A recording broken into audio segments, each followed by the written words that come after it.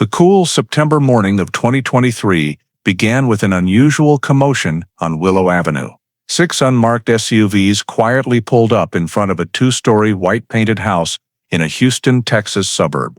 Neighbors peeked through their curtains as federal agents in tactical gear took positions around the property, some moving toward the front door, others blocking the rear exits. Inside, 71-year-old Patricia Rowan was brewing her morning coffee, a routine she had kept for years since retiring from her career as an attorney. A sharp, insistent knock sounded at exactly 6:42 a.m.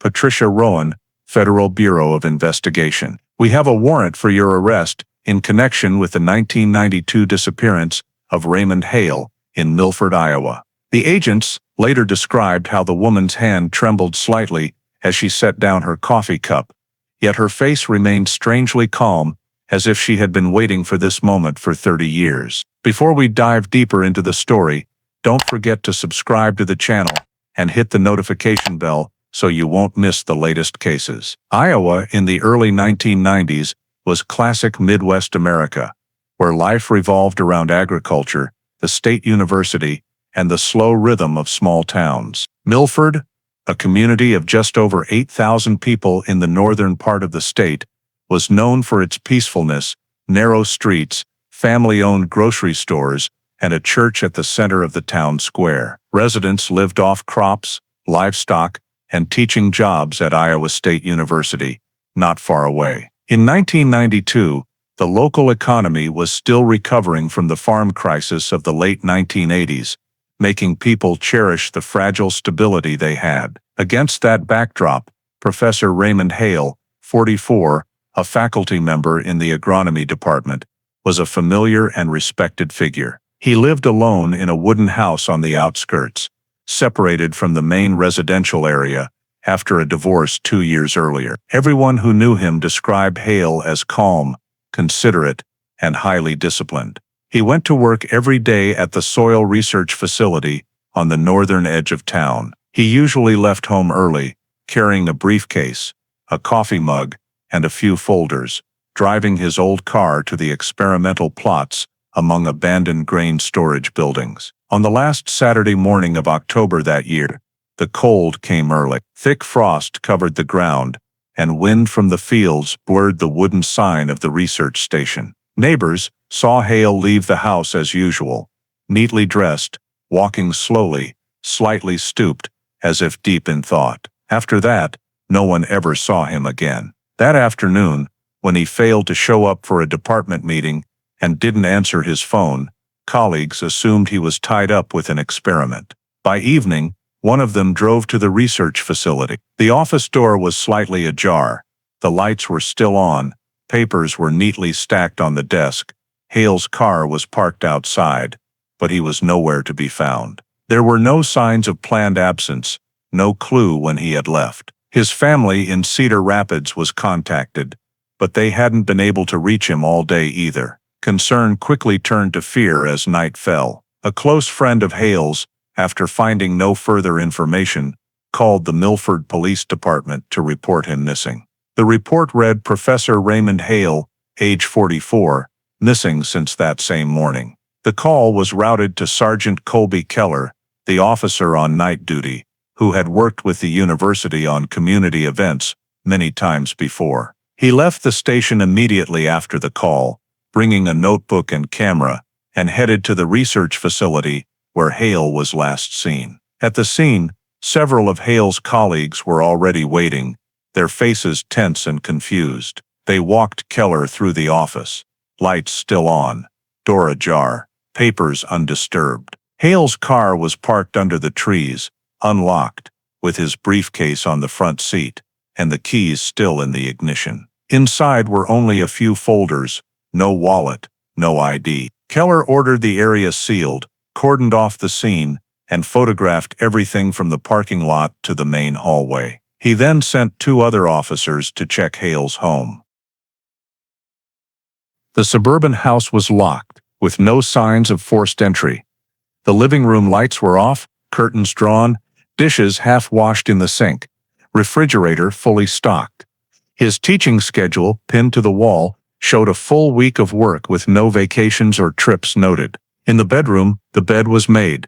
Suitcases still in the closet, shoes neatly arranged. No indication he had planned to leave. Keller wrote a detailed report concluding there were no signs of voluntary departure. He returned to the station near midnight and officially opened a missing person, unexplained circumstances file, noting the last confirmed sighting was that morning when Hale left for work. That same night, he called 2 county colleagues on duty to start gathering statements. 3 neighbors were interviewed, all confirmed seeing him leave the house that morning, looking normal, carrying no luggage. One said the house lights had been on all the previous night, but heard no unusual sounds. Keller also contacted the agronomy department office at Iowa State.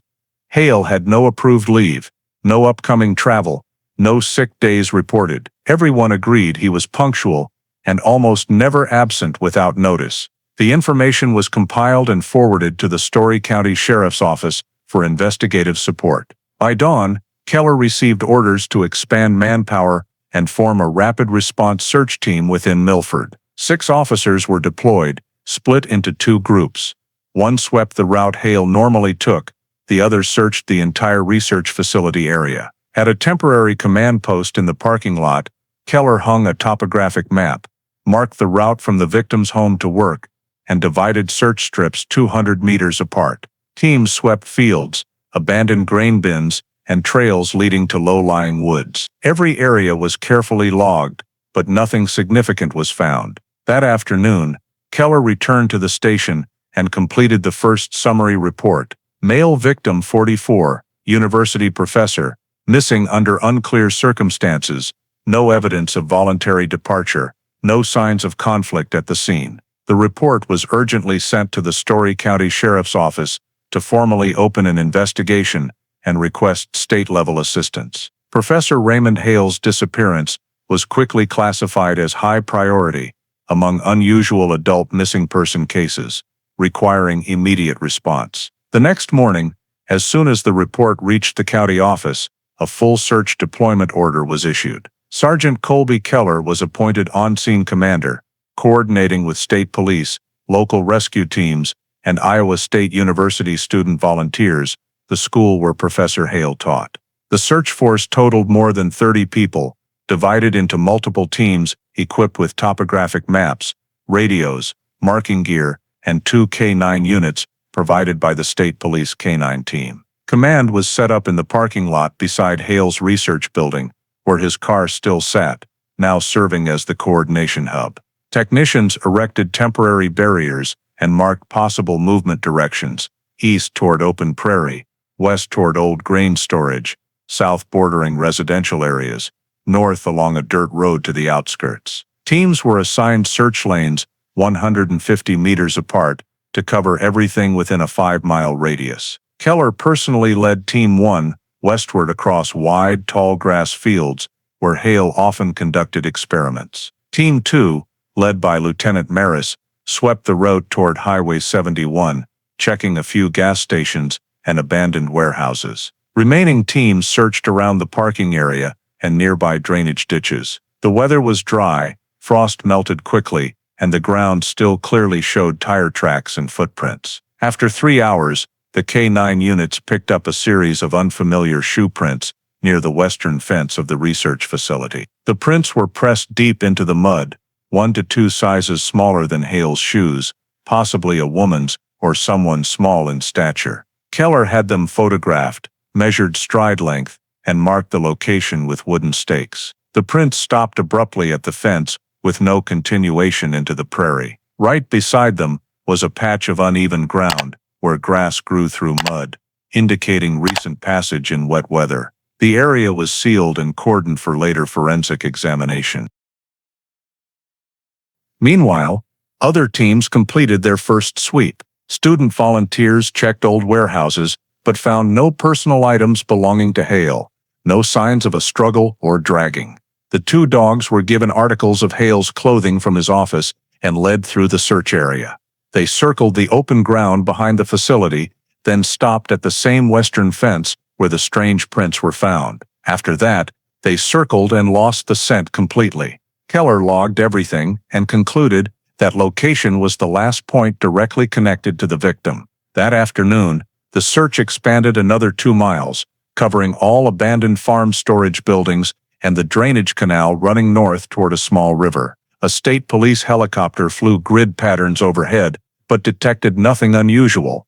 No abandoned vehicles, no torn clothing, no burn marks, no body. By the end of the day, roughly 30 acres had been searched, yielding no physical evidence beyond the discovered shoe prints. The interim report stated, "No evidence Professor Hale left the research facility in his own vehicle or was forcibly removed beyond the facility grounds." The on-scene search was temporarily suspended without concrete results, forcing investigators to shift approach. Immediately afterward, Sergeant Colby Keller decided to focus on reviewing Professor Raymond Hale's personal background. He requested the university's HR department to provide full personnel files, employment contracts, bank account information, contact details, and closest relationships. Within 2 days, police compiled a list of colleagues, friends, relatives, and a detailed schedule of Hale's activities over the previous 3 months. The data showed he lived a very private life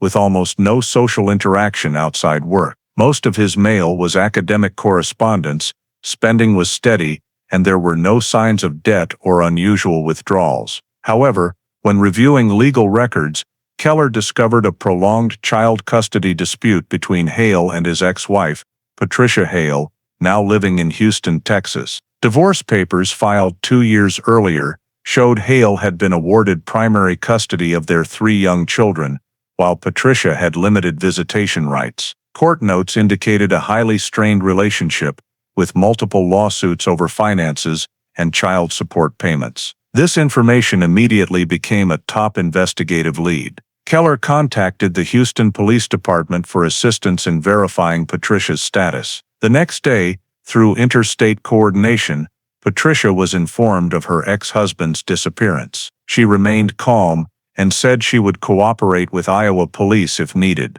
Keller called her directly for a preliminary statement. Patricia said the last time she spoke to Hale was the evening before he vanished, during a short phone call about upcoming holiday visitation with the children. She said there was no major argument.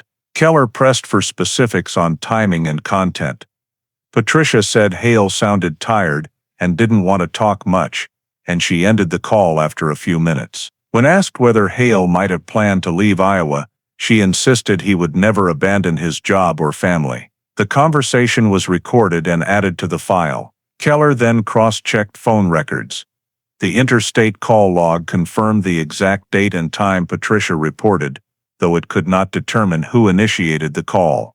Police also examined Hale's other relationships, colleagues, students, old classmates. No one reported recent conflicts. One faculty member in the same department confirmed Hale had seemed worried about an ongoing legal issue with his ex-wife, but gave no details. Keller expanded financial checks and confirmed Hale sent monthly support payments to Patricia on schedule. However, one bank statement showed Hale withdrew a small amount of cash the day before he disappeared, purpose unknown. When family was asked, they said he habitually kept cash for field trips, so the withdrawal was not unusual. The compiled report showed every aspect of Hale's life appeared stable except his relationship with Patricia. From Houston, Harris County Police sent additional background. Patricia was 40, a lawyer who had worked for a private firm but quit after the divorce. Neighbors described her as reserved, rarely socializing, living with the 3 young children in a western Houston neighborhood. All this data was entered by Keller and flagged domestic connection, active review. In the final summary of the background check phase, he concluded the investigation must pursue 2 parallel tracks: the possibility Hale suffered an accident within his work area, and the possibility of involvement tied to personal conflict. The family dispute information was forwarded to the Story County Sheriff's Office as the official case lead, identified as the first element requiring verification in the next phase of the investigation. After concluding the personal information gathering phase, Sergeant Colby Keller and the Story County Sheriff's Department decided to expand the search radius to 5 miles around Professor Raymond Hale's research facility. Based on topographic maps and feasible travel routes, The search area was divided into 4 primary directions: west toward the old grain storage barns, east along the trail paralleling the cornfield, south bordering the sparsely populated residential area, and north encompassing the drainage ditches and abandoned agricultural supply sheds. The objective was to sweep the entire periphery Hale might have passed through or been forced to reach. The search team consisted of 12 officers, 2 K-9 units, and more than 20 local volunteers,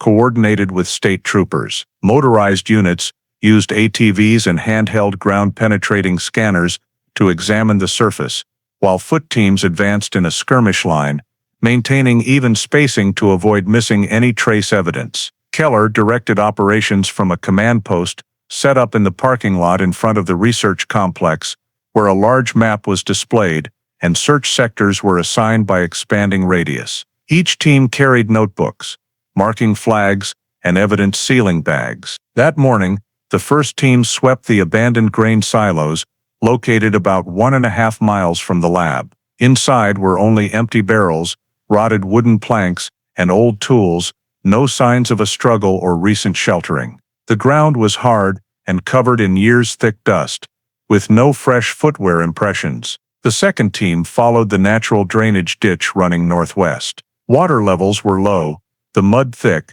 but there were no drag marks or foreign objects. Officers probed each section with poles, recovering only a few pieces of unrelated farm debris. Meanwhile, the third team followed the dirt access road from the research facility to the main highway. They proceeded all the way to the steel fence marking the boundary with the adjacent private cornfield. At the base of the fence, a volunteer spotted a red object caught in the barbed wire. Keller immediately responded, ordered all activity in the area halted, and secured the scene. The item was identified as a torn piece of fabric, approximately 5 inches square, apparently ripped from clothing. The red color was still vivid and unfaded. The frayed fibers indicated a recent tear. Keller photographed it in place, retrieved it with gloved hands, placed it into a specialized nylon evidence bag, and labeled it 12A. The fence area was cordoned off with yellow tape, and a 10-meter radius was restricted until forensic examination could be completed. The 2 K-9 units were brought in, allowed to scent the fabric, and cast for a trail. Both dogs reacted briefly, then tracked to an open area west of the fence before losing the scent. The wind shifted. Keller ordered the teams to stand down to avoid contaminating any remaining traces. He radioed county headquarters requesting a forensic technician to collect soil samples and check for evidence of heavy object movement in the vicinity. That afternoon, the search continued through the remaining northern barns and ditches, but nothing suspicious was found. A small state police helicopter was brought in for aerial observation, using an infrared camera to scan tall grass and old dump sites, but no unusual heat signatures were detected. At the end of the day, Keller held a brief debrief at the command post, compiling reports from all teams. No signs of a struggle, vehicle departure, or footprints leading far from the facility were discovered. Everything indicated Hale had vanished within a very confined area in open ground with no witnesses. The red fabric scrap became the only item recovered that day. It was sealed and sent to the state crime lab in Ames for fiber, dye, and biological trace analysis. Keller signed the evidence log and closed the first expanded search journal with the note: no indications of departure from scene, no evidence of forced removal. Red fabric fragment, located at western steel fence, requires detailed forensic examination. 2 days after the expanded search concluded, the research facility remained partially sealed to allow technical teams to conduct follow-up examinations. While clearing equipment and cleaning the site, university maintenance worker Michael Dunn discovered a blue plastic trash barrel placed against the rear wall of the laboratory building that had not yet been emptied. The barrel was out of normal sight lines, near the drainage pipes, and typically collected only once a week. When Dunn lifted the lid to change the liner, he noticed 2 unusual items lying on top of the garbage: a used pair of white latex gloves and a partially used roll of black electrical tape, dusty but intact. Following protocol, Dunn did not touch them and immediately notified the officers still on scene. Sergeant Colby Keller arrived minutes later, sealed the area, and summoned the county crime scene unit.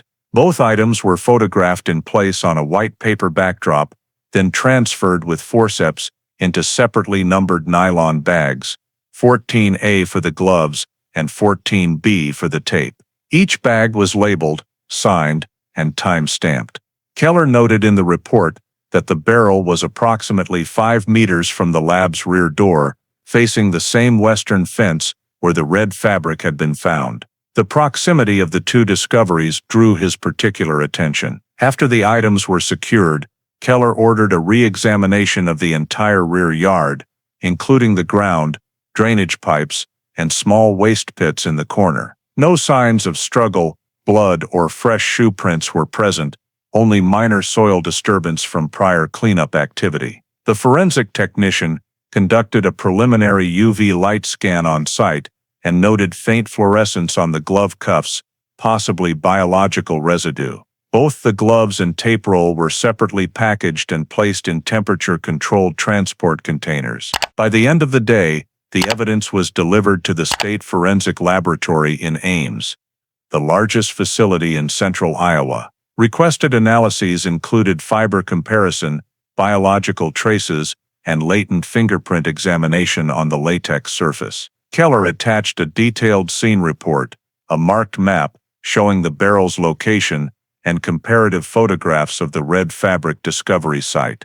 Concurrently, he asked university administration to rescreen the access list for all personnel authorized in the research area during the 2 weeks preceding Hale's disappearance. The updated list, covering janitorial staff, technicians, research assistants, and interns, was added to the case file. According to Dunn, that particular barrel was normally handled by the building's regular cleaner, a woman named Ellen Morris, but she had been out sick that week, causing the delay in collection. Keller immediately obtained a statement from Morris confirming the last time she emptied the barrel, 4 days before Hale vanished, and she did not recall seeing gloves or tape.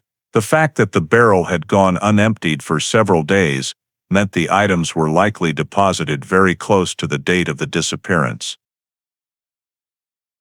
A preliminary lab report from Ames later confirmed the latex gloves bore multiple grayish-brown stains and fine soil adhesion, while the electrical tape still had several short, dark brown hairs adhered to it, approximately 3 centimeters long. Samples were separated for further testing. The lab also noted no recoverable fingerprints due to surface abrasion of the latex, but the stains and hairs offered promising biological evidence. Keller added these findings to the scene file under the group heading Western Fence Area.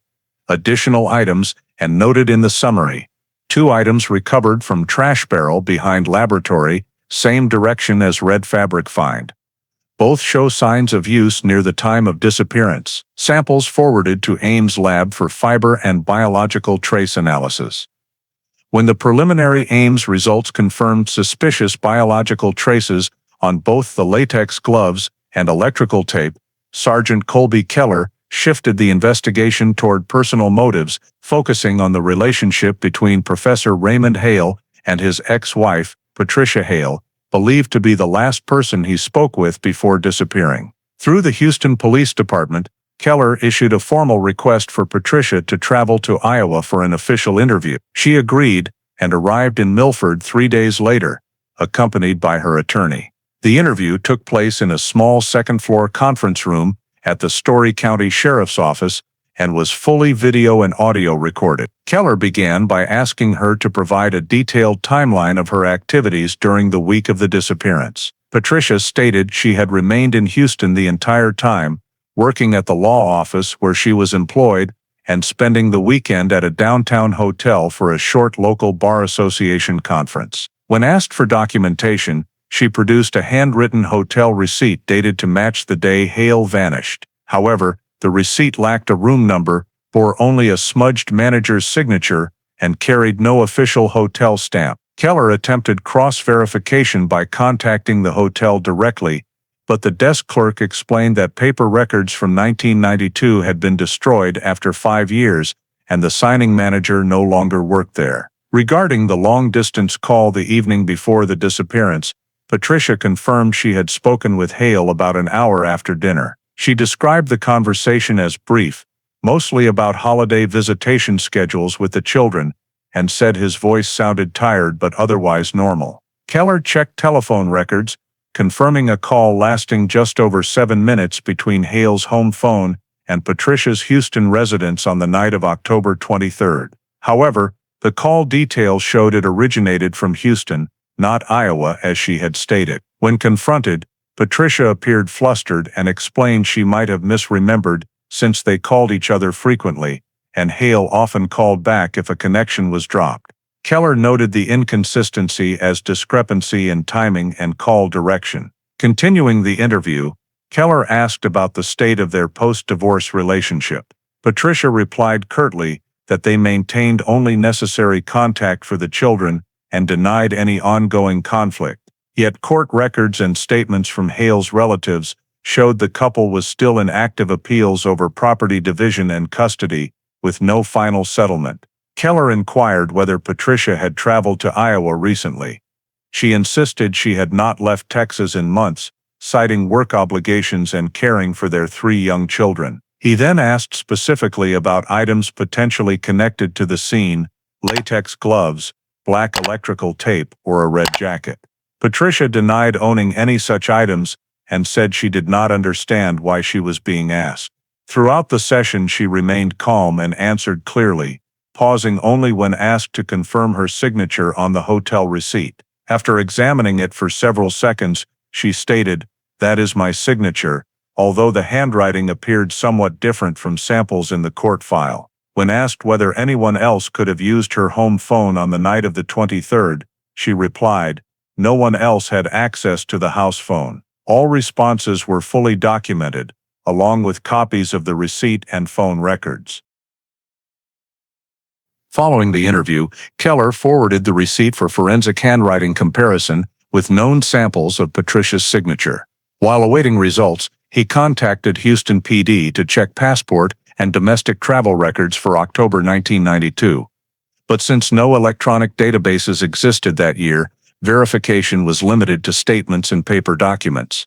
Several of Hale's colleagues were also interviewed. One recalled Hale complaining about frequent late-night calls from his ex-wife, despite an agreement to communicate only about the children.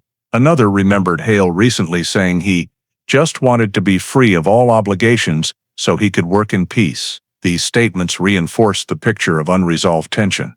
By day's end, Keller completed the interview report, concluding that the evidence provided by Patricia was insufficient to clear her, particularly due to the inconsistency in the phone call direction. She was allowed to return to Texas after signing an agreement to remain available for further questioning, but was kept on the Story County watch list with a notation, "Suspicion retained. Continued verification of location and travel required." After wrapping up the interview with Patricia Hale, Sergeant Colby Keller returned to Millford and pursued possible travel to or from Iowa in the 2 days before Professor Raymond Hale disappeared. The goal was to determine whether anyone had traveled between Texas and Iowa during that window. He coordinated with the Story County Sheriff's Department and the Iowa State Patrol to gather records from gas stations, bus depots, airports, and lodging establishments around Des Moines, the state's primary transportation hub at the time. Because bus stations and the airport still maintained paper logs,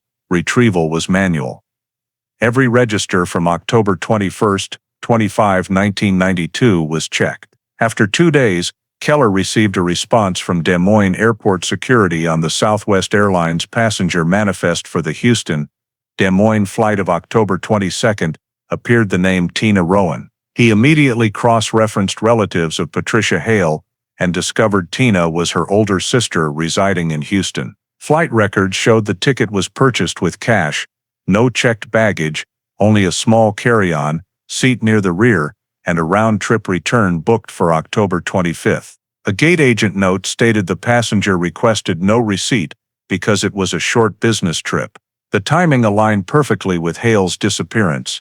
Keller sent an urgent request to Houston PD to verify whether Tina Rowan had actually left Texas. The check was completed the same day. Results confirmed the real Tina Rowan had been in Houston all week, present at her accounting job with multiple coworker confirmations and matching electronic time clock records from Monday through Friday. When contacted, Tina expressed surprise and stated she had never heard of anyone using her name to buy an airline ticket. She reported no lost ID or passport, only that she occasionally lent her sister her bank card for online payments. Keller immediately suspected identity impersonation. In 1992, domestic flights did not require strict ID checks as later years. He asked the airline for additional details, purchaser identity, payment method, and passenger description. Staff confirmed the ticket was bought in person at Houston Hobby Airport on the morning of October 22 with cash. The purchaser signed Tina Rowan.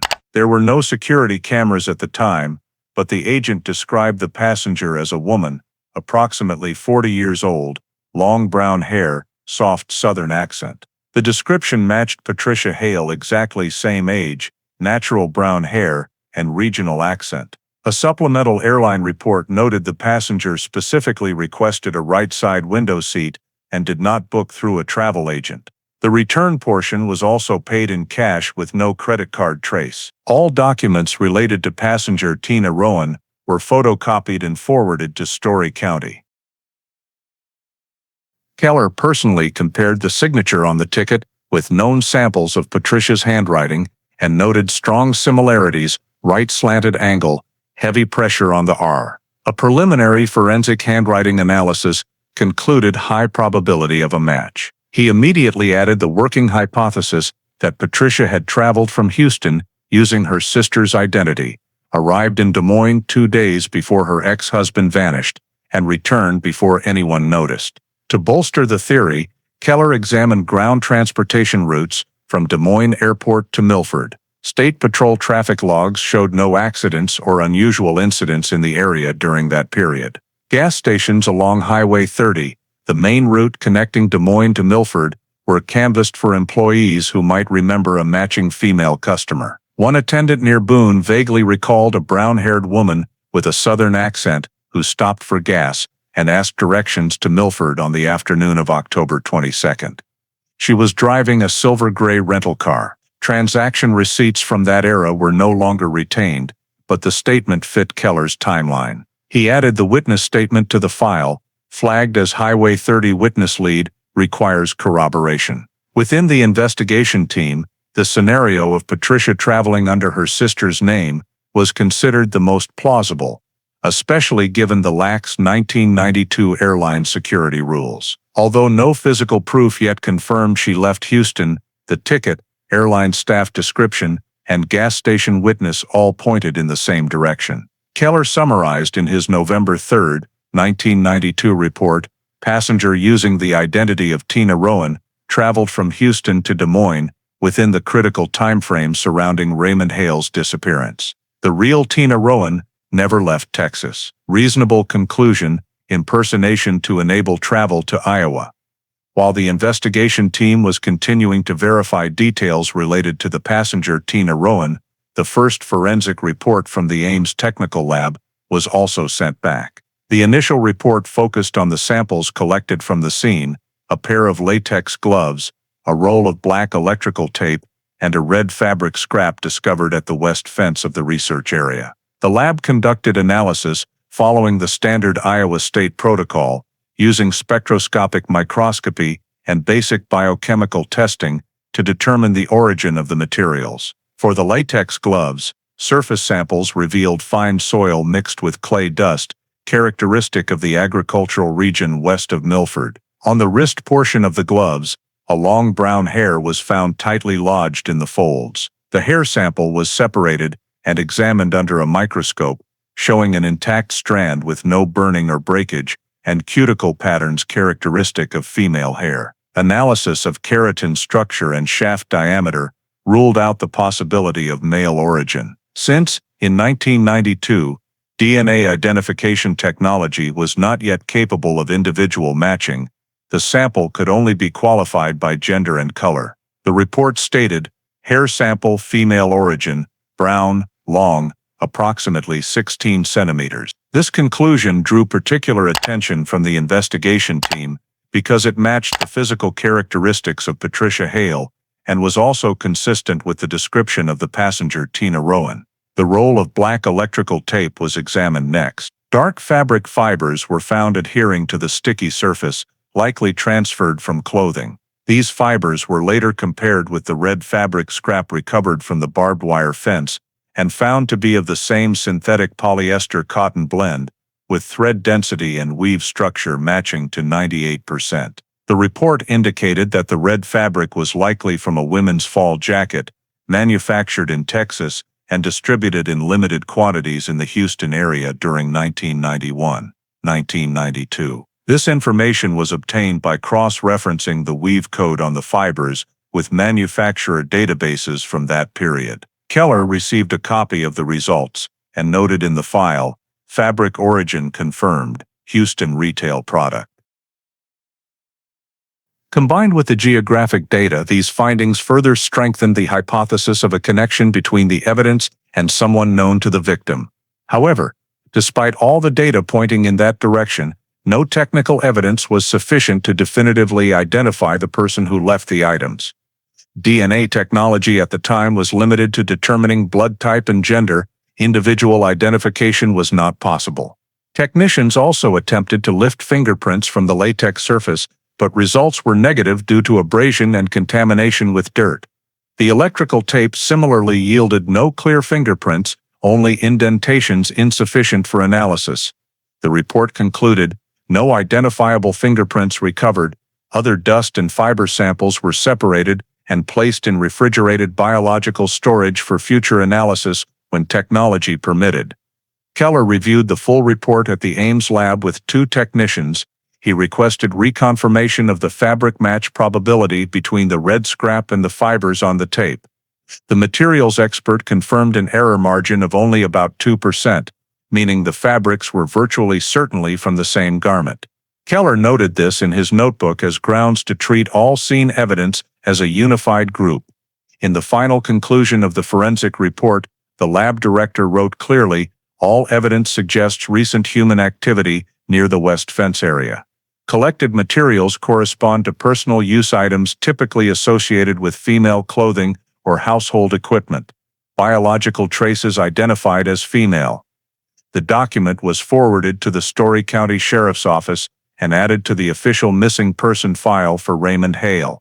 Keller prepared a summary for his superiors, concluding that the disappearance showed suspicious circumstances with a high probability of involvement by someone known to the victim, based on 3 factors: the personal nature of the evidence, its appearance in the victim's work area, and the presence of unidentified female biological traces. In the final entry of that forensic round, the technician noted, no foreign vehicle tracks, no third-party fingerprints. All evidence collected points to presence of one additional person, possibly female, within close proximity of the research site before disappearance. This assessment gave the investigation team hope for a new lead, but it was still insufficient to identify the individual in question. When the final Ames forensic report reached the Story County Sheriff's Office in the 3rd week after the case began, it contained no breakthrough. Although the samples clearly indicated the presence of another person at the scene, everything remained at the level of inference.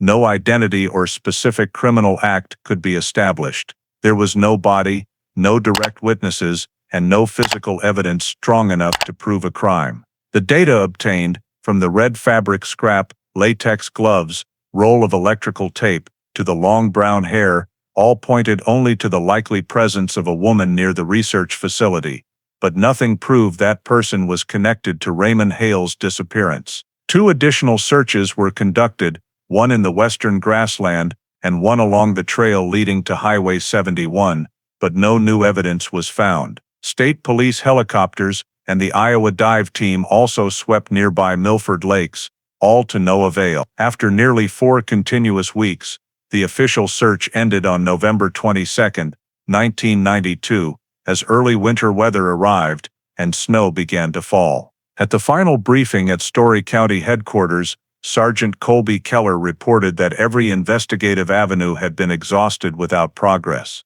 The Iowa Attorney General's office determined there was insufficient criminal evidence to proceed with charges. The case was officially reclassified from active investigation to inactive, presumed dead, meaning the victim was considered deceased under undetermined circumstances.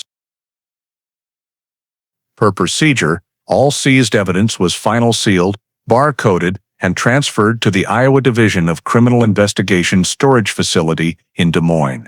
Keller and 2 technicians cataloged each item in detail: latex gloves, roll of electrical tape, red fabric scrap, hair sample, soil sample, and full scene photographs.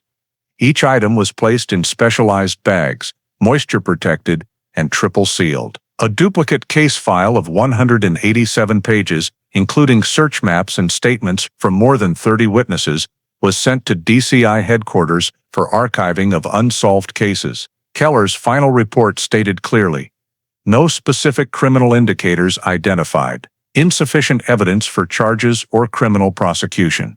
Victim considered missing under unusual circumstances, probable fatality, body not recovered." In his private notes, he added a brief line, "Possible family involvement, but insufficient grounds for prosecution." From that point, the case was placed among Iowa's open cold files under number 92410H. A copy was sent to Iowa State University to update personnel records, listing Raymond Hale as missing, status undetermined. His suburban Millford home was sealed during the investigation and later released to the family. In the Story County Sheriff's internal summary, the Hale case was described as one of the most difficult because every trace was contradictory enough to raise suspicion, but not enough to reach a conclusion. No arrests were made, and no further interviews were scheduled. The sealed evidence was stored in DCI's Section 4 archive in Des Moines, alongside other undetermined disappearances from 1985,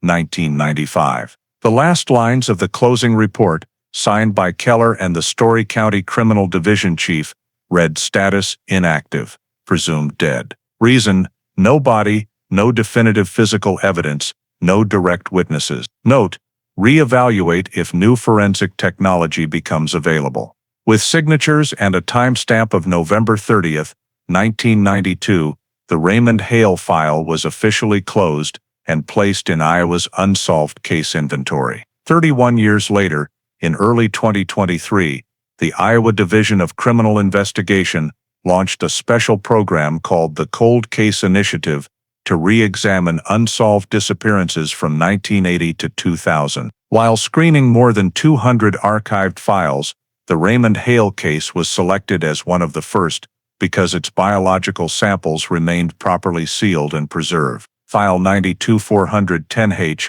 was still in DCI storage in Des Moines, with evidence packages clearly labeled red fabric scrap, latex gloves, electrical tape roll, hair sample, and soil sample. Re-examination was assigned to the Cold Case Unit, a small team of younger investigators working with next-generation forensic experts. Detective Sarah Minton, age 33, who had prior experience with backlog cases in Nebraska, was appointed lead investigator. Upon receiving the file, Minton reviewed all original reports, from Sergeant Colby Keller's narratives to the 1992 lab findings. She noted that most evidence remained intact, especially the hair recovered from the latex glove cuff, an item that in 1992 could only be sex-typed, not individually DNA profiled. Recognizing the potential of modern technology, Minton requested third-generation genetic sequencing combined with commercial ancestry databases to identify biological relatives. After approval, she sent the hair sample with authorization to DCI's partner lab at Parabon Nanolabs in Virginia. Processing took nearly 3 months. Nuclear DNA was successfully extracted, and a near-complete genomic sequence recovered, despite the sample being over 3 decades old. The final report, returned in June 2023, showed the DNA extracted from the hair belonged to a female, with a direct line maternal relationship to individuals carrying the surname Rowan, a detail that immediately caught Minton's attention. Cross-referencing old records revealed that Patricia Hale had reverted to her maiden name Rowan after the divorce. Further expanded genetic comparison revealed a strong match with the DNA profile of one Kylie Rowan, the youngest daughter of Patricia, currently living in Texas, who had voluntarily uploaded her DNA to an online ancestry service in 2020. The genetic match reached 99.87%, consistent with a mother-daughter relationship. The result was independently verified by DCI Forensics using separate software to rule out error. The final report confirmed the hair recovered in 1992 carried genetic markers from the same direct maternal line as Patricia Hale's daughter. Minton immediately added this to the file with the note "Forensic DNA lineage match."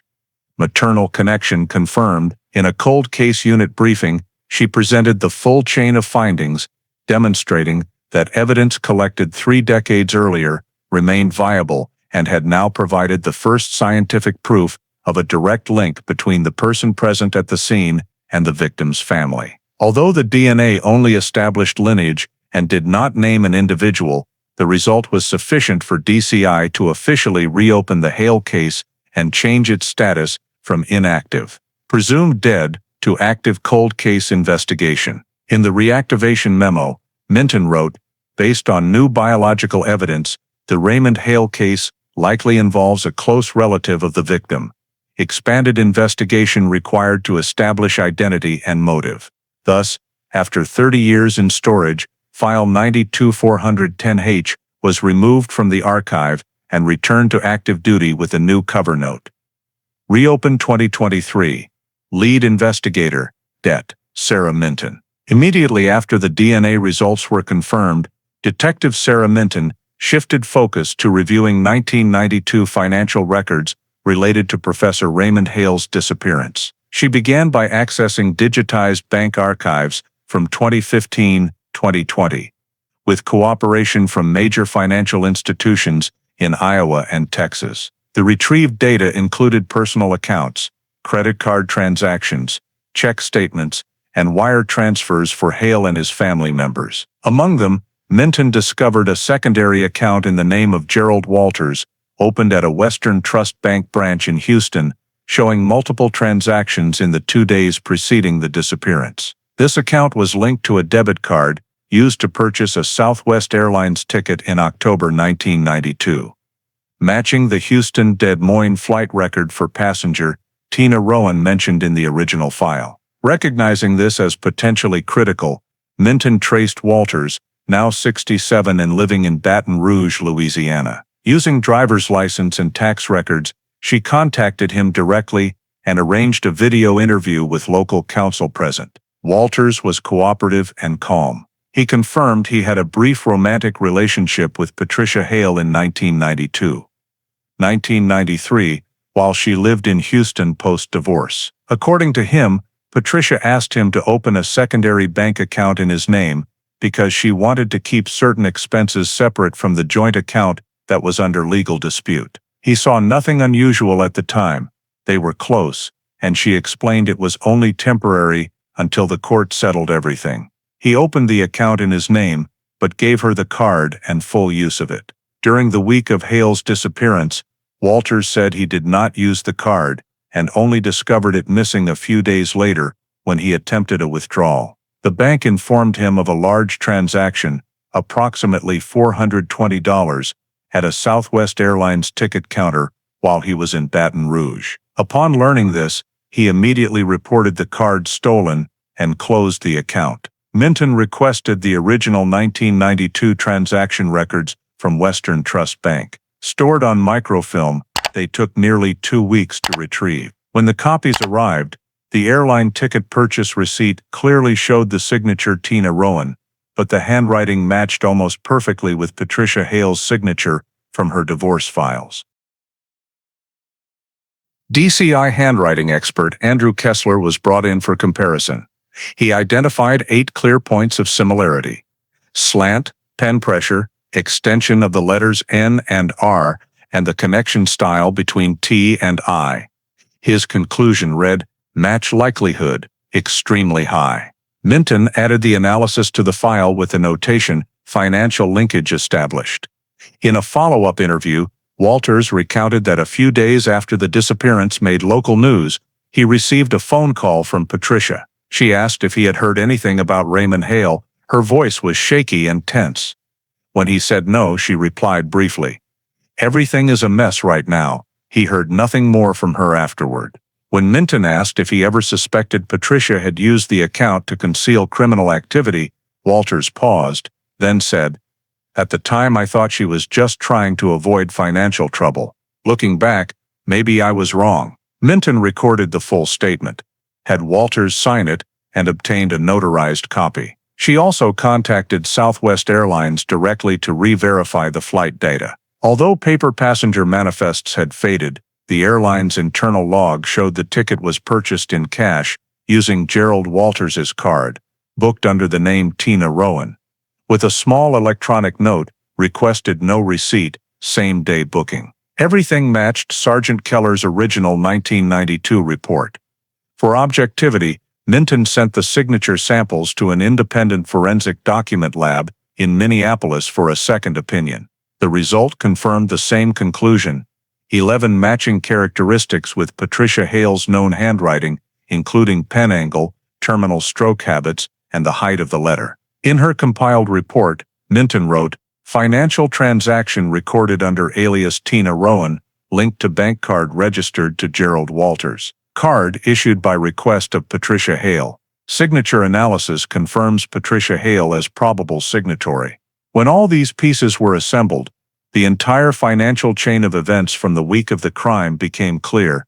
A woman using a false identity, paying with a card controlled by an acquaintance, traveled from Houston to Des Moines exactly when the victim vanished. Combined with the DNA evidence showing a maternal genetic link between the scene evidence and Patricia Hale's daughter, Minton knew the investigation was on the right track. In the final summary of the financial review phase, she wrote, 1992, 1993 transaction records confirm indirect financial trail linking Patricia Hale to Southwest flight and alias usage. Supporting evidence, verified bank card origin, signature consistency, missing card reported same week as disappearance. Financial connection considered strong corroborative evidence. The last lines of that report, sent to the cold case unit director, included a short personal note from Minton.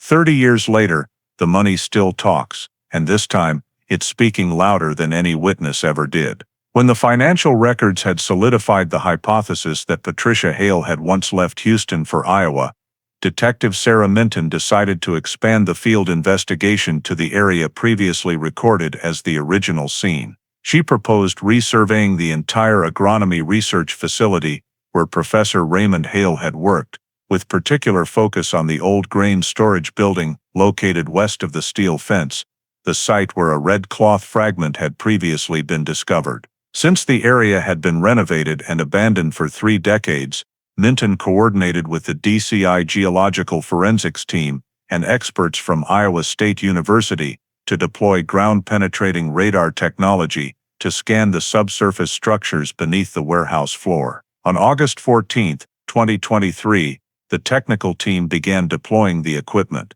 They used a GPR Model 3000 equipped with multi-frequency sensors, moving slowly along the concrete floor while recording every anomalous return signal. The data displayed on the screen showed that most of the warehouse foundation was stable, but in the northwest corner, there appeared an unusually dense rectangular reflective zone, measuring approximately 2.5 square meters.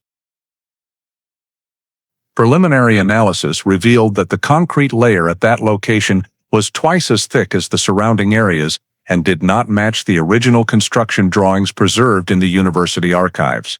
Minton ordered an immediate halt to all mechanical activity, cordoned off the area with safety stakes, and notified the state medical examiner's office to prepare an excavation support team. The following morning, as the concrete was carefully cut and removed section by section using handheld drills, a darker soil layer appeared beneath it, mixed with gravel and fragments of old wood. The forensic team proceeded with manual excavation, using trowels and brushes to avoid damaging any potential evidence. At a depth of approximately 80 centimeters, a technician discovered a dull metallic object. Once cleaned, it was revealed to be a small curved piece of steel, apparently part of a firearm casing or a broken mechanical component. About half a meter away, in the moist soil, human bones emerged, a left femur, followed by rib fragments and a skull. The entire area was immediately sealed off. Minton called the DCI director directly to report the suspected discovery of Raymond Hale's remains. The forensic team spent nearly the next 3 days systematically excavating the entire burial pit. In total, they recovered 163 items, including a nearly complete skeleton, a cylindrical metal fragment, several pieces of reddish-brown decayed fabric, and portions of decomposed shoe leather. The preliminary report noted a male victim, estimated height approximately 1.78 meters, consistent with Raymond Hale's identifying information from the 1992 file. The bone samples were immediately transferred to the Biology Identification Laboratory of the Iowa State Medical Examiner's Office in Des Moines for DNA analysis. Extraction was performed using the femoral bone sampling technique, the part typically best preserved after long-term burial. The genetic data was compared against the Hale family DNA profiles collected earlier when the case was reopened. 11 days later, the results were returned. The DNA sequence matched 100% with the victim's brother's sample, positively identifying the remains as Raymond Hale. The 23-page final report stated clearly, remains recovered at former grain storage facility, section west fence, are genetically confirmed to belong to victim Raymond Hale. In the crime scene minutes, the forensic team also noted that the concrete covering the grave was not original to the warehouse, but had been poured on top of the older foundation, with clearly different color and compaction. The geological technician determined this concrete layer was approximately 30 years old, corresponding to the time of the disappearance. Minton ordered soil samples, concrete samples, and the recovered metal fragment preserved for additional testing. The metal fragment was initially believed to be part of a lock mechanism or a small-caliber handgun component, and was heavily corroded. Preliminary ballistic examination revealed a round fracture in the victim's cranium, approximately 1 centimeter in diameter, consistent with high-velocity metallic projectile trauma. The interim report recorded possible gunshot wound to skull, ballistic residue pending. After more than 30 years, the first physical evidence of Professor Hale's death had finally been uncovered. When the DNA results were released, Minton signed the supplemental confirmation in the case file, officially changing the case status to homicide, confirmed. In an internal memorandum to DCI leadership, she wrote briefly, remains recovered, identity verified, homicide evident. This discovery ended 3 decades of uncertainty and opened a new investigative phase, with only one remaining question: who killed Raymond Hale and buried him at the very place he worked?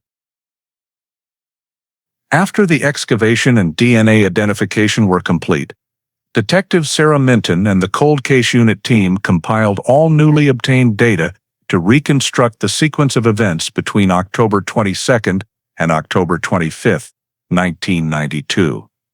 The period identified as the critical window of the crime. Minton pulled the original files of Sergeant Colby Keller, copies of evidence reports, financial records, Southwest Airlines tickets, witness statements, and the latest reports on the body's discovery location. From these, she began building a detailed timeline, linking each piece of evidence in logical sequence. On October 22nd, a woman using the name Tina Rowan purchased an airline ticket at Houston Hobby Airport with a bank card in the name of Gerald Walters. The transaction was paid in cash with a forged signature, but handwriting analysis and Walters' statement confirmed the card had been used by Patricia Hale. That same day, Southwest Flight 218 departed at 10:15 a.m. and landed in Des Moines at 12:47 p.m. There was no checked luggage, and the passenger exited via the taxi stand without providing contact information. Based on an old statement from a gas station employee near Boone, Minton confirmed a woman matching the description stopped for fuel that afternoon, asked for directions to Millford, and was driving a silver-gray rental car. Records from Des Moines Car Rental, preserved on microfilm, showed a compact car rented under the name Tina Rowan, paid in cash with no ID required. A common practice in the early 1990s, when verification was lax. On the evening of October 23rd, a 7-minute phone call was logged between Raymond Hale's home phone in Millford and Patricia's residence in Houston. But telephone exchange data confirmed the call originated from Texas, not Iowa. This indicated Patricia was still in Houston, or at least wanted to create evidence that she was. Minton hypothesized the call was placed before departure or made by someone at the house to bolster her alibi. On the morning of October 24th, according to Hale's work log, he was scheduled to arrive at the research facility at 8 a.m. to review experimental data.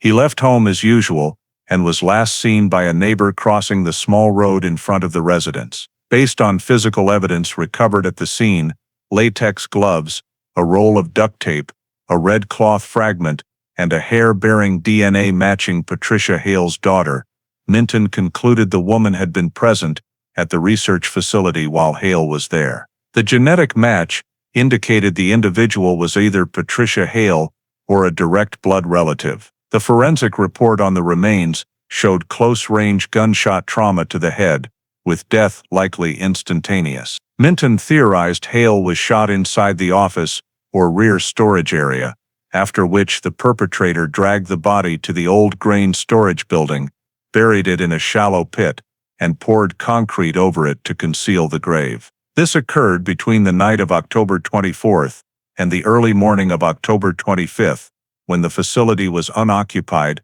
and completely deserted. Evidence was abandoned after the concrete cured, including the gloves and electrical tape used to handle or clean the scene. The tape contained fibers matching a women's jacket sold in Houston, further strengthening the geographic link. On October 25th, according to Southwest Airlines passenger records, Tina Rowan checked in at Des Moines at 8:12 a.m.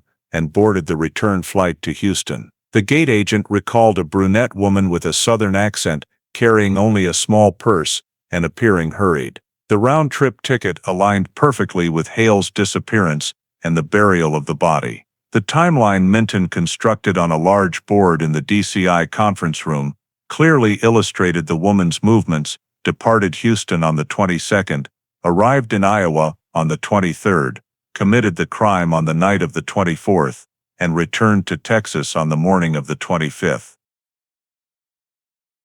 Everything matched the financial transactions, DNA evidence, and physical evidence at the scene. She argued that the woman traveling as Tina Rowan was the same individual who left the hair at the scene and had the strongest motive: long-standing custody disputes with the victim. Minton's interim report to the cold case unit director concluded, "The sickly, financially, and genetically compiled evidence demonstrates purposeful travel from Houston to Iowa by an individual using false identification, meeting the victim between October 24, 25, 1992, causing death by gunshot wound, and systematically concealing the body at the research facility." In the appendix, she added, "Behavior exhibits calculation and preparation, including creation of false location evidence, travel under borrowed identity, and selection of an unoccupied time window." DNA traces established direct blood relation between evidence and the daughter of the victim's former wife. The nearly 60-page report, signed on August 28, 2023, affirmed the interim conclusion: this was a premeditated murder, planned and concealed for more than 3 decades. After the timeline analysis report was finalized and the interim conclusion established premeditated murder, Detective Sarah Minton began preparing the prosecution file. She worked with the Iowa Division of Criminal Investigations Legal Department to review every piece of evidence, ensuring all items were properly authenticated and collected in compliance with chain of custody rules. The Raymond Hale case file was reorganized into 5 main evidence categories: physical evidence, biological evidence, financial records, witness statements, and forensic reports. Minton spent weeks cross-referencing dates, markings, and seal sequences to prove the integrity of evidence from 1992 to the present.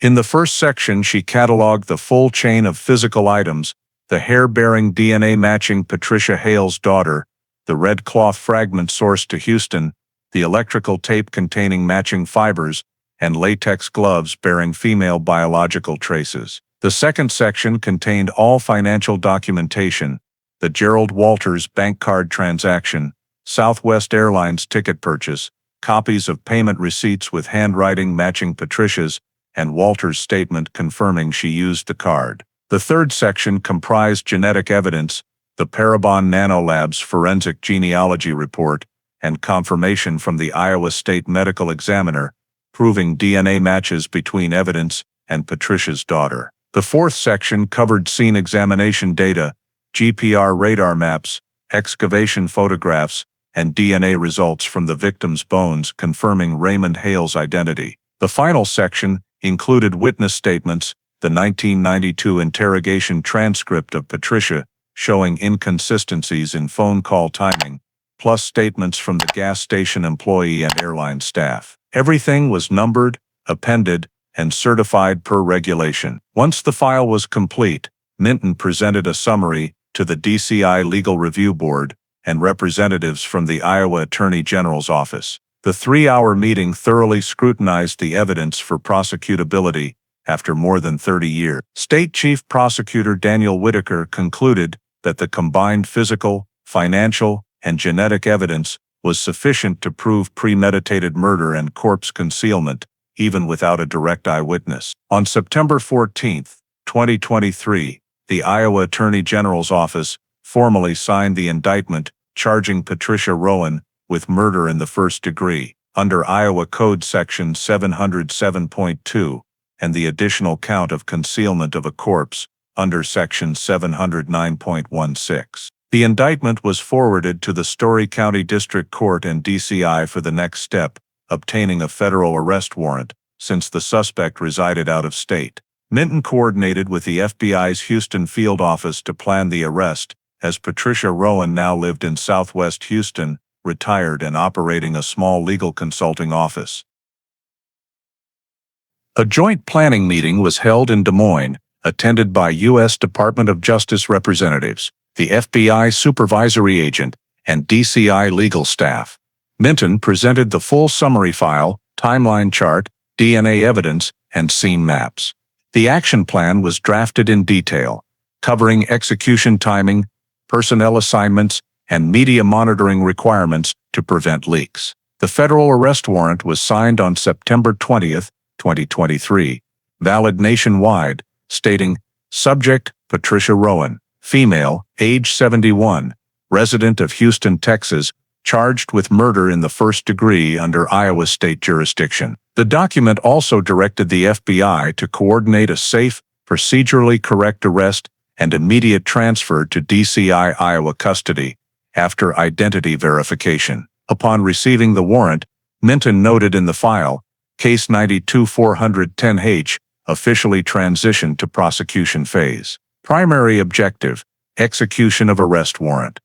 All documents were backed up to the Iowa State electronic system with originals archived at the prosecutor's office. The result of more than 3 decades of investigation, from a no-trace missing person case to a reopened homicide, had reached its decisive stage, preparing to arrest the woman who had remained outside suspicion for 31 years. 3 days after the federal arrest warrant was signed, the joint Iowa DCI FBI Houston Task Force officially launched the operation. Objective: execute the arrest of Patricia Rowan, age 71, suspect in the 1992 murder of Raymond Hale. The operation was codenamed Operation Millford, commanded by FBI Southern Region Special Agent David Kerr, in coordination with Detective Sarah Minton, who flew to Texas for direct oversight.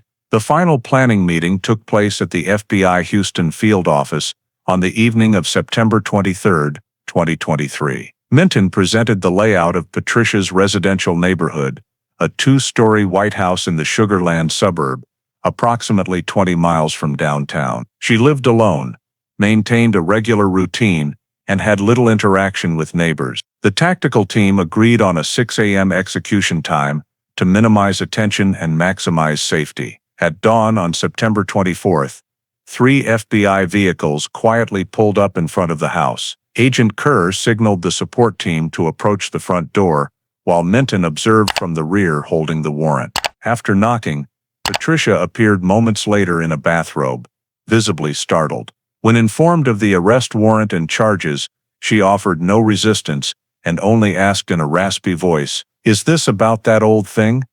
Agents read her Miranda rights, cuffed her hands in front per medical protocol due to age, and escorted her to the vehicle. The house was immediately sealed for a federal search warrant, executed by the U.S. District Court in Houston, signed by an Iowa judge. The forensic team examined every room, cataloging any items potentially related to the case. In a second-floor desk drawer, they located an old envelope containing 1992 Western Trust Bank documents, including canceled checks, a card cut in half, and 2 unsigned receipts. In an attic keepsake box, technicians discovered a small plastic bag containing a paper clip and an old Southwest Airlines ticket for the Houston, Des Moines, Houston itinerary, with dates matching the flights already identified by DCI. Next to it was an old family photo album containing a picture of Hale with their 3 young children in the backyard of their former Iowa home,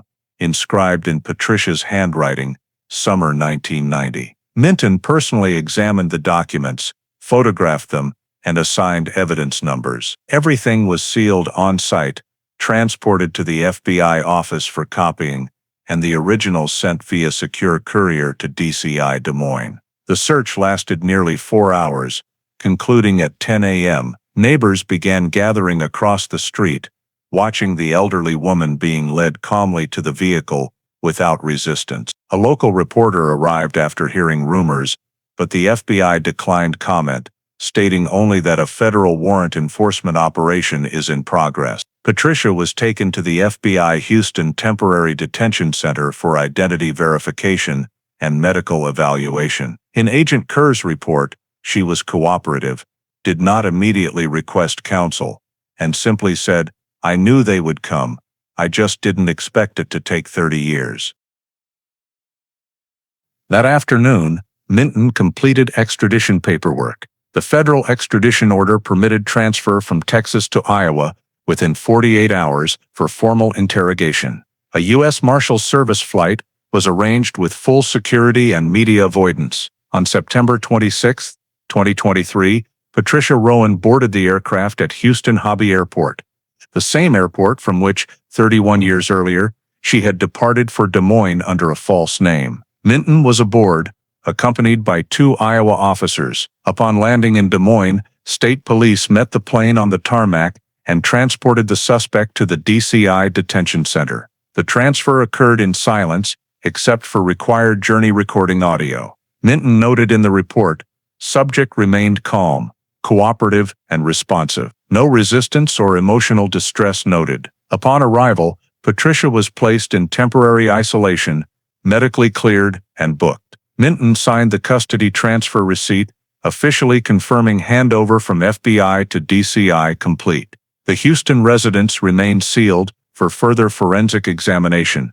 particularly of the bank documents and old airline ticket. Minton returned to Des Moines with all seized evidence, preparing the next phase of prosecution. In the final report for the arrest warrant execution phase, she wrote, "Operation Millford executed successfully, without incident. Subject Patricia Rowan taken into custody in Houston, Texas, and extradited to Iowa under federal warrant. Recovered items, financial records, old flight ticket, family photographs, all evidence secured and cataloged." The investigation, spanning more than 3 decades, had finally brought the woman, once listed only as family member of interest, back to the state where the crime began.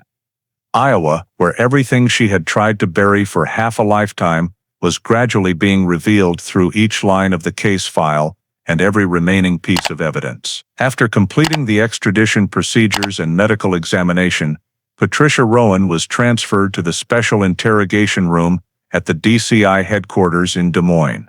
The formal statement-taking session took place on the morning of September 27, 2023, conducted directly by Detective Sarah Minton in the presence of the appointed defense attorney and 2 legal staff members responsible for video recording and minute-taking. Minton began by reading the suspect her rights, confirming that she understood them and agreed to answer questions voluntarily. Patricia nodded, appearing calm but exhausted. When asked if she knew the reason for her arrest, she replied slowly, "Because of what happened in Millford. I knew it would come back." Minton started a series of questions in chronological order, focusing on the period of October 1992.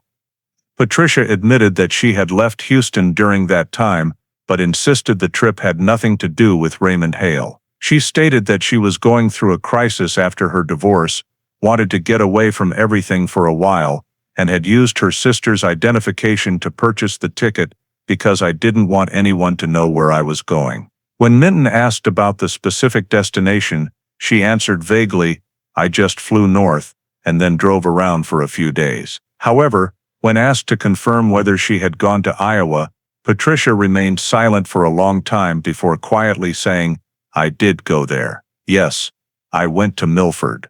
The answer caused the room to fall silent for several seconds. Minton made a note in the record and continued asking about the reason. Patricia said she wanted to meet Raymond to talk about the children, to put an end to the ongoing arguments. She insisted there was no longer any resentment between them, that it was all just a misunderstanding. When Minton presented the DNA analysis results from the hair sample found inside the glove at the crime scene, Patricia looked down, showed no reaction, and only whispered, "I knew you would find it." She then recounted that on that day she had gone to Raymond's research facility in the afternoon. The two had met in his office. The conversation had started normally, but quickly became tense when the topic of child custody came up. She said Raymond became angry and raised his voice, while she just wanted to leave. When Minton asked what happened next, Patricia sighed and replied, "It was an accident. I didn't mean to." According to her statement, during the argument she reached for an old handgun that Raymond kept in a drawer to scare him so he wouldn't come closer, but when he grabbed it back, the gun went off. She insisted she didn't remember the exact sequence because everything happened too fast. After realizing Raymond had collapsed, she panicked and didn't know what to do. When asked why she didn't call the police, she answered that she was afraid because everyone would think I did it on purpose. She said she stayed at the scene all night, then early the next morning found materials to conceal the body, used cement bags that were already in the storage room, mixed concrete, and poured it over the temporary burial spot. When Minton asked about the gloves, duct tape, and red cloth fragments, Patricia confirmed they belonged to her, used to clean the scene and left behind afterward. Her voice trembling, she said, "I didn't mean for it to happen that way. I just didn't want anyone to see him like that." Minton asked her to clarify the plane ticket purchase and the use of the alias Tina Rowan. Patricia nodded and admitted she had used her sister's name to hide the fact that she left Houston because I didn't want the police or the court to discover I had left the state while the divorce wasn't finalized. She said, "No one helped her or knew about it. She did everything herself." Patricia's attorney interrupted, requesting that the record clearly state that she accepted responsibility for concealing the crime, but denied any premeditation to kill. When asked again, Patricia said, "I never intended to kill him. I just wanted to meet and talk, but everything got out of control." In the final part of the interrogation, Minton showed her photos of the old plane ticket and bank statement copies, asking whether that was her signature. Patricia confirmed, saying, "Yes, that's my handwriting. I'm not denying it." When asked why she had kept the plane ticket for more than 30 years, she replied, "Maybe because I never really escaped from it." Throughout the nearly 4-hour interrogation, Patricia did not change her statement and remained firm that Raymond's death was a terrible accident and not intentional. When Minton asked one final time, "Do you think everything would have been different if you had called the police back then?"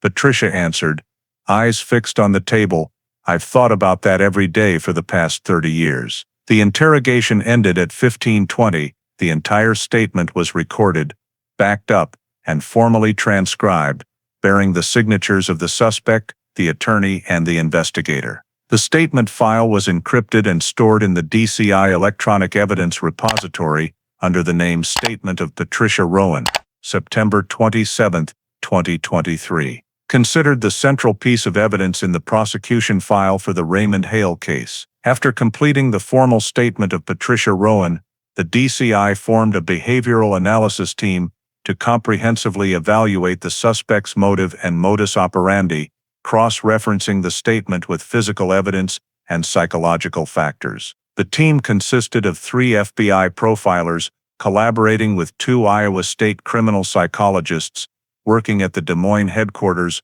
for 2 consecutive weeks. The first document they reviewed was Patricia's statement, in which she admitted being in Iowa in 1992, but described the incident as an unintentional accident. The experts quickly identified numerous inconsistencies between her account and the collected evidence. They pointed out that traveling under a false identity, purchasing airline tickets with someone else's card, and choosing a time when no one else was present at the research facility all indicated carefully calculated behavior, not a spontaneous act. The fact that Patricia proactively bought a round-trip ticket, paid in cash, left no receipts, and took an early flight back to Houston immediately after the crime clearly demonstrated premeditated concealment from the start. The crime motive analysis team concluded that the key factor lay in the prolonged conflict between the spouses after the divorce, disputes over child custody, and support obligations.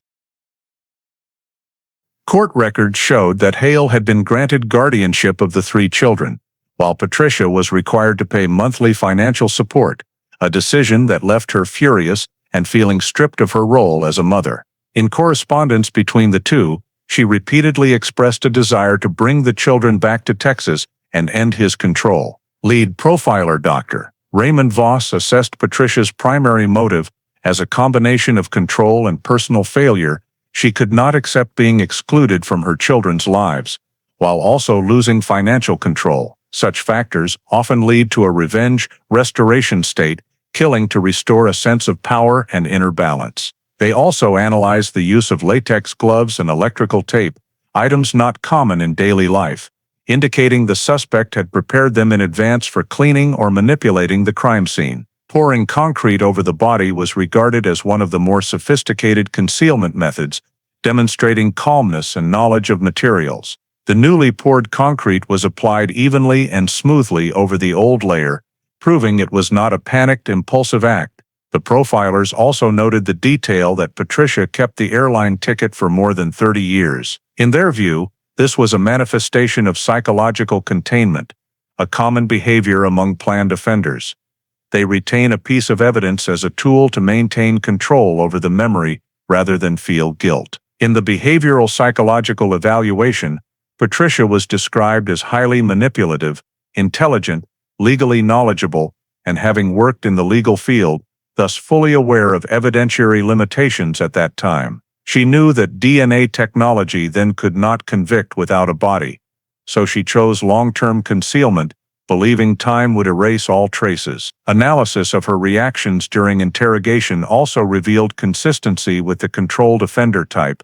She did not deny the actions but reframed the nature of the event from intentional to accidental to preserve her personal sense of morality. Profiler Voss wrote in the report, "The subject's language shows partial acceptance of guilt but fixates on the concept of accident as a defense mechanism. This is typical behavior of an offender with legal awareness and high emotional regulation ability." The team also reconstructed Patricia's travel route from Houston to Des Moines, then to Millford and back, showing she had at least 48 hours to prepare, commit, and conceal the body. There was no evidence she sought help or was coerced by anyone. All actions, buying the ticket, renting a car, bringing protective gear, choosing a time when Raymond was working alone, were decided by one proactive individual. The team's report concluded, the elements of planning, behavioral adjustment, and crime scene staging prove a highly conscious crime, not an impulsive act. The suspect's use of false identity and indirect payment methods to avoid tracing demonstrates clear awareness of legal consequences. This is a premeditated crime driven by long-standing family disputes, characterized by control and revenge. In the overall assessment section, the profiling team affirmed, this is a classic pattern of intentional murder with meticulous concealment, committed by an intelligent individual with legal knowledge and long-term planning ability. Primary motive, child custody disputes, financial control, and the need to restore personal power after divorce. The report was submitted to the DCI and the Iowa Attorney General's Office on October 10, 2023, becoming the final supplementary document strengthening the indictment before the case file was transferred to the court. After the behavioral analysis report was completed and added to the file, the Iowa Attorney General's Office formally filed a request to open a preliminary hearing to examine the validity of the evidence and decide whether to bring the Patricia Rowan case to trial. On October 16, 2023, at the Polk County District Court in Des Moines, the first hearing was held under the presiding judge Charles Marin. The courtroom was small but heavily secured due to the sensitive nature of the case.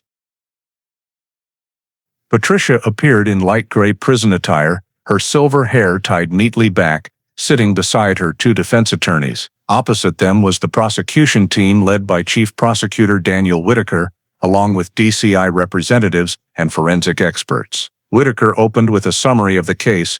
This is a premeditated murder committed in 1992, concealed for over 3 decades, now solved thanks to DNA evidence, financial records, and the suspect's own confession. He presented 3 main groups of evidence in turn. The first group was biological evidence, the hair sample found at the crime scene, determined to match the DNA of Patricia Hale's daughter, proving the presence of a direct blood relative at the location of the homicide. He submitted accompanying reports from Parabon Nano Labs and the Iowa State Forensic Laboratory, confirming near-perfect matches. The second group was financial evidence, including the bank account in the name of Gerald Walters, the Southwest Airlines ticket payment receipt signed Tina Rowan, with handwriting verified to match Patricia Hale's signature, and Walters' statement, confirming the card was used by her during the same week as the crime. These documents were displayed on the courtroom screen for the judge and both sides' attorneys to follow. Finally,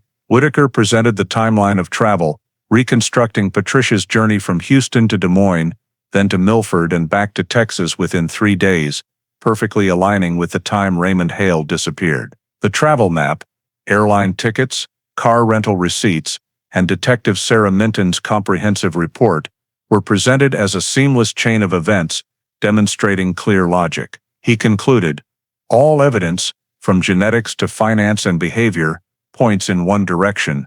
The defendant Patricia Rowan was present at the crime scene, committed the act that took the victim's life, and concealed her crime for more than 30 years. The defense team, led by Mary Henders, immediately countered, arguing that reliance on indirect DNA identification could not prove the defendant was present at the exact time of the murder. Henders contended that the hair could have been shed earlier, since Patricia had lived in Iowa for many years, and genealogical DNA results only confirmed familial relations, not a specific individual. Regarding the financial evidence, she argued that Patricia's use of Walter's card proved nothing criminal, only personal privacy concerns. She concluded, my client admits she traveled to Iowa, but completely denies committing murder. This was an accident, not a premeditated crime. The prosecution responded by presenting excerpts from Patricia's own September 27 interrogation statement, in which she admitted being in Millford,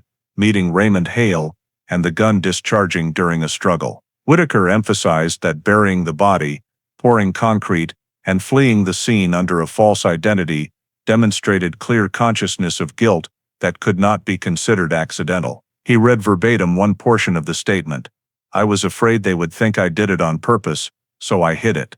Judge Marin called a recess to review the entire evidence file, including handwriting analysis results, financial documents, and the behavioral analysis report prepared by the profiling team. During the question and answer portion, the judge directly asked the DCI representative about the chain of custody for the evidence, whether integrity had been maintained after more than 30 years. Detective Minton stood and described in detail the storage procedures at the DCI Des Moines warehouse, triple sealing and transfer logs, signed and authenticated. Following this, the judge permitted the forensic experts to provide additional statements, confirming that all samples had been preserved under standard conditions, with no signs of tampering or contamination.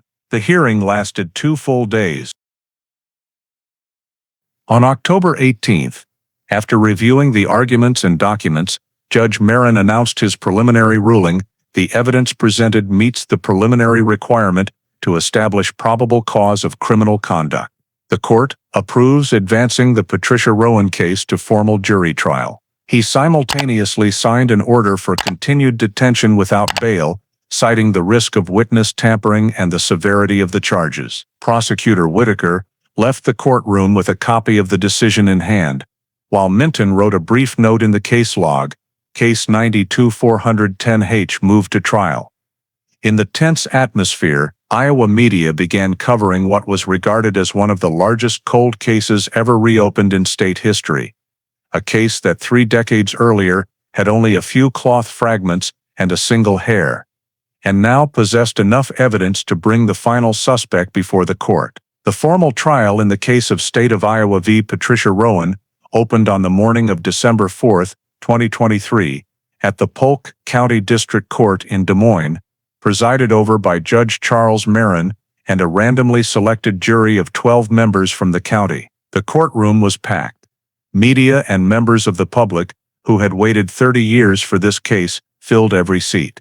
Patricia Rowan sat between her 2 defense attorneys, outwardly calm but visibly exhausted. Across from her, lead prosecutor Daniel Whitaker, Detective Sarah Minton, and the forensic team stood ready to present what they described as a seamless and irrefutable chain of evidence. Whitaker opened with a firm tone.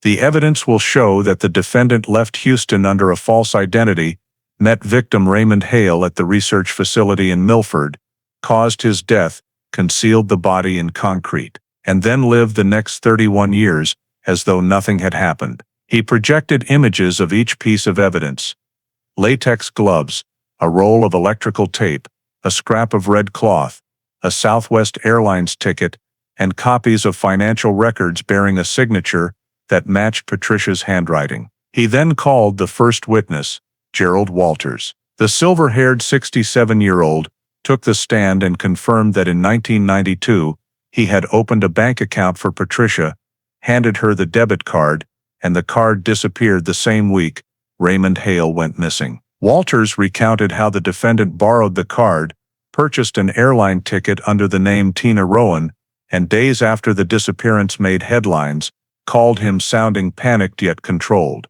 When asked if he suspected Patricia at the time, Walters replied, "No, not until they found Raymond Hale's bones.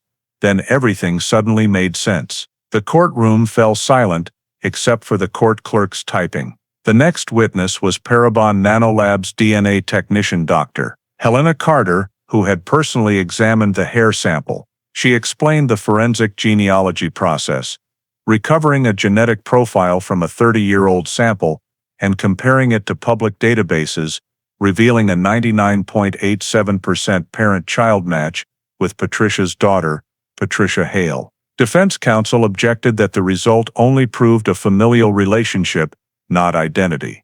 Carter responded, when combined with biographical data, gender and circumstances, only one possible match remains: the defendant. She concluded, that hair belongs to a woman in direct biological relation to the defendant's daughter, and statistically, cannot belong to anyone else in the family tree. The third witness was Donna Wallace, a Southwest Airlines ticket agent in 1992, who had sold the ticket to Tina Rowan. She described a woman in her 40s with brown hair and a Southern accent who paid cash and declined a receipt. Asked to identify the purchaser, Wallace scanned the courtroom, pointed directly at Patricia, and said, "I never forgot that face.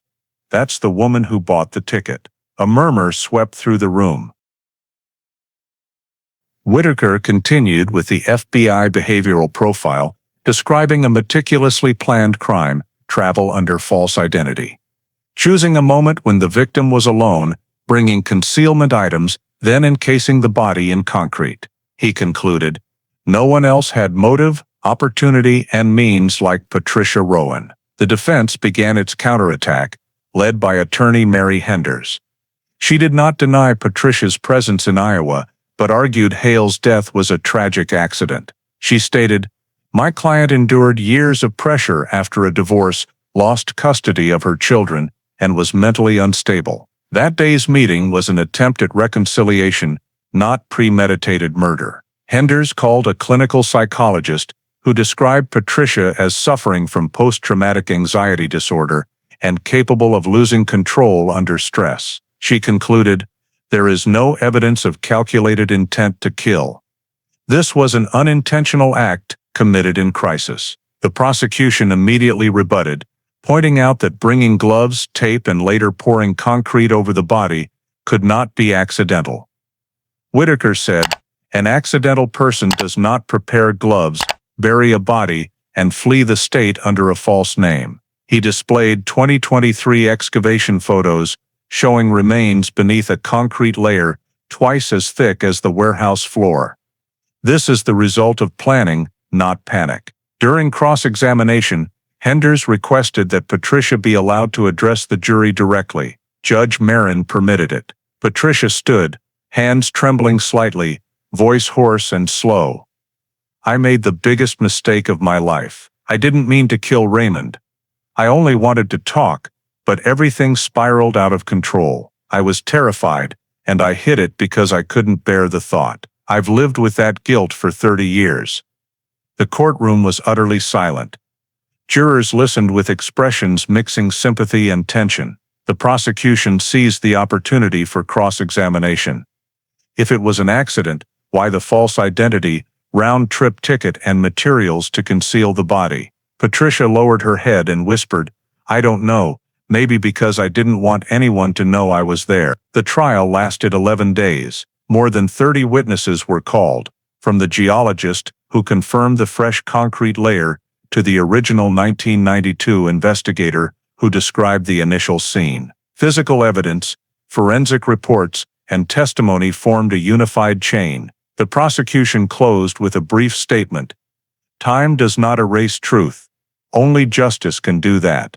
The defense replied, "An accident has been viewed through the lens of time and science, but it remains an accident. Judge with your conscience." After closing arguments, Judge Marin handed the case to the jury, instructing them to weigh the technical evidence, testimony, and behavior within Iowa's legal framework. He emphasized, "Your duty is not to punish the past, but to determine truth based on evidence." The jury retired, carrying 30 years of history condensed into hundreds of pages of records, aged samples, and the voices of both sides, cold science on one hand, and the half-confession of a woman who once believed time would bury her crime forever. After 11 days of testimony and 30 hours of deliberation, the jury was recalled to the courtroom on the morning of December 18, 2023, to deliver the verdict. The room was packed and completely silent as Judge Charles Marin entered and asked everyone to rise. The foreperson, a middle-aged man, held the verdict form and spoke clearly and slowly. "We, the jury in the Polk County District Court, having examined all evidence, testimony, and arguments from both sides, unanimously find the defendant Patricia Rowan guilty of manslaughter with intent to conceal death." A wave of murmurs spread through the room. Patricia closed her eyes and gripped the table edge. Prosecutor Daniel Whitaker gave only a slight nod, showing no emotion. Judge Marin called for order, then polled each juror.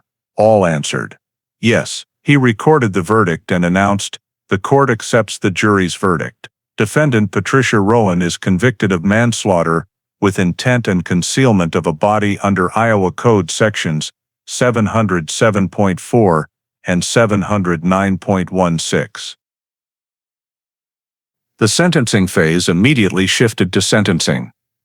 Whitaker requested the maximum penalty, citing the crime's severity, 3 decades of concealment, and the defendant's legal knowledge yet choice to evade justice.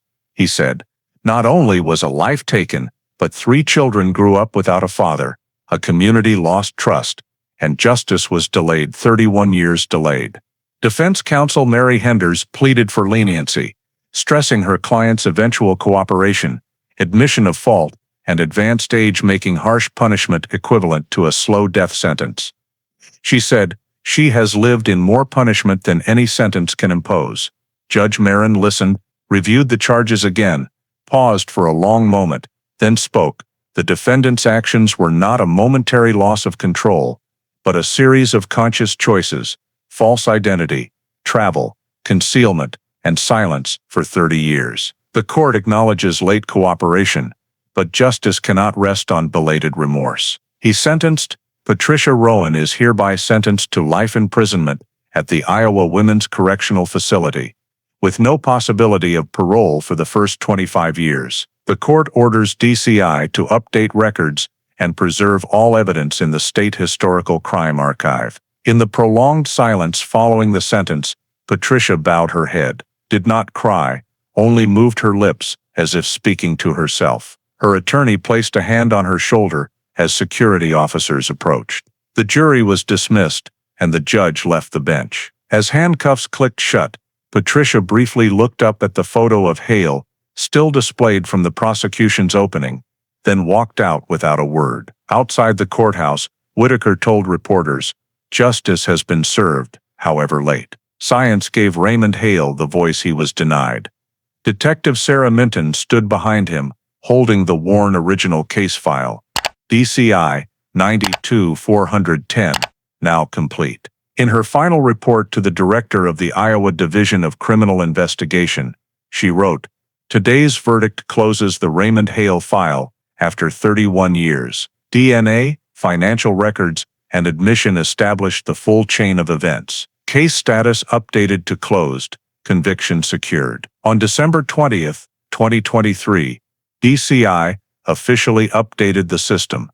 Beside case number DCI 92-410, now read, "Investigation concluded, sentence, life imprisonment, no parole for 25 years.